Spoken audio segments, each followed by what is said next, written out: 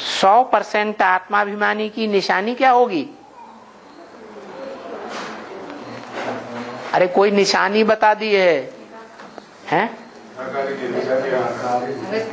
हैं? निराकारी माने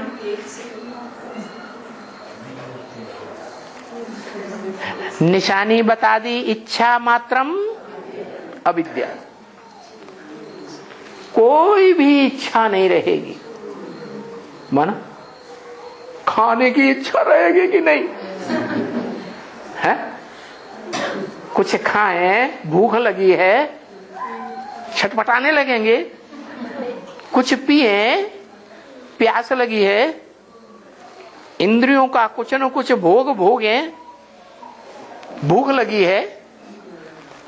इच्छा होगी या नहीं होगी? है?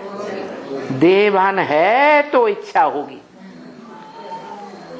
देहभान का नाम निशान नहीं है तो कोई भी इच्छा हो ही नहीं सकती। और अनुभव भी किया होगा ब्राह्मणों ने अपने जीवन में। जिन दिनों याद की अच्छी अवस्था रहती है उन दिनों भूख और प्यास और नींद क्या हो जाता है? भूख भी कम लगती, प्यास भी कम लगती और निद्रा भी कम आती।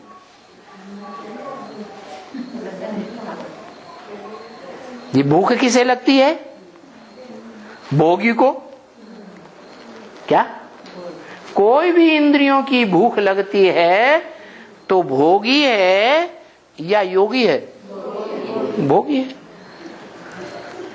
इसलिए ब्रह्म वाक्य मुरली में बताया योगियों की भूख बहुत सूक्ष्म होती है।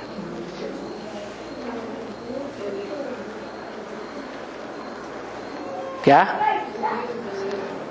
जितना बड़ा योगी होगा तो उसकी भूख भी कम होगी।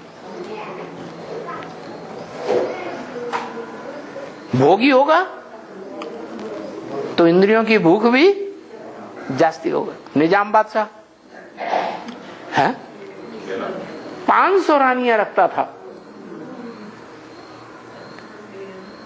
उसकी कामेंद्रिय की भूख कितनी बड़ी थी,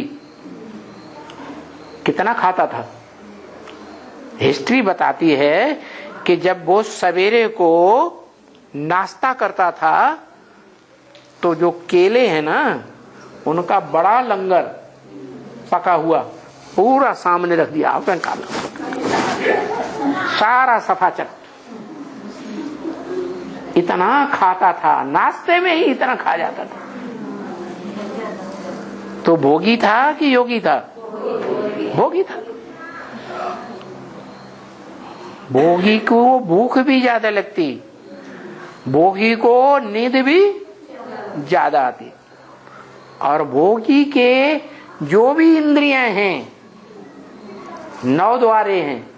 शरीर में कितने द्वार? 9 द्वार हैं। 9 द्वारों में से ज्यादा गंध निकलेगी।